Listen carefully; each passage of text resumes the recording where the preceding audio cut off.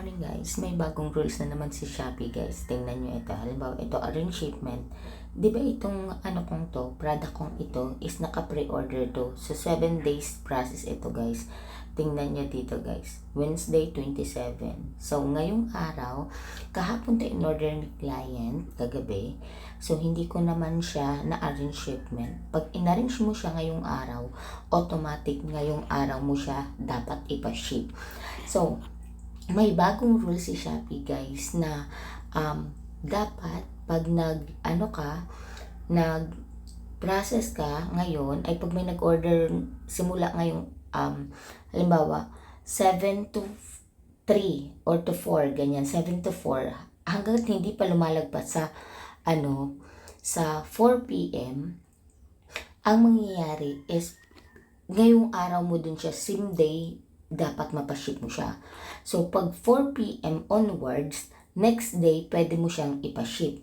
So, ito guys, 27, automatic to itong 12 pieces na ito na order sa akin ngayon, automatic ito, dapat mapaship ko siya ngayon. So, nagreklamo ako kay Shopee, bakit ganito to? Sabi ko, hindi ko siya ma-rearrange.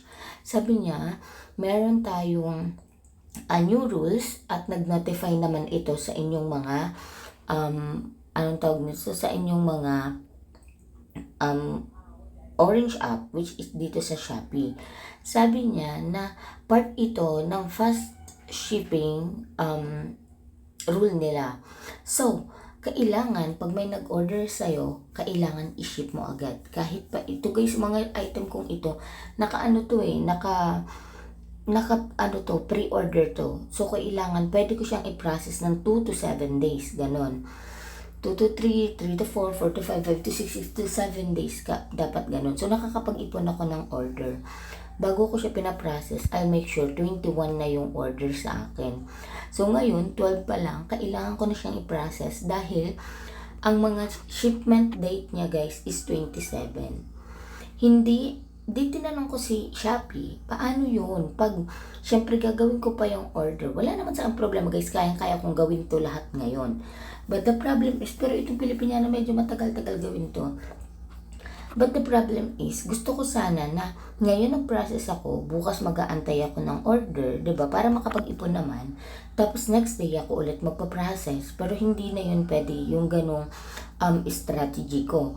So kailangan ngayon pagka nakita ko may order, agad-agad ipaprocess. Sabi naman niya, meron daw paraan. Ang paraan daw ay wag ko daw munang i-arrange shipment. Nakakaloko naman. Kahit naman din na hindi ko siya i-arrange shipment ngayon, kinabukasan, ganyan pa rin naman siya guys. Bukas pa rin siya isi-ship. Kaya, tapusin na lang natin ngayon, 'di ba? Ganun lang siya. So anyways, sa akin naman, madali lang naman tong gawin kasi nandito lang naman ako mismo naman ang gumagawa, 'di ba? Wala namang ibang gumagawa. But then the problem is yung mga naka-pre-order na i-order pa ng ibang mga clients, yung makukunin pa, tapos pa isa-isang order. Alam nga naman kunin nila yan pa isa-isa, 'di ba? Oh, may mga bagong rules si Shopee. Guys, kaya pa ba mga online sellers?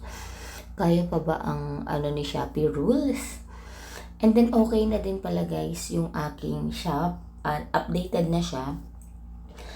Tinanong ko si Shopee, once nakakapag ka na daw, upload new list, ibig sabihin daw nun is updated na yung Shopee mo.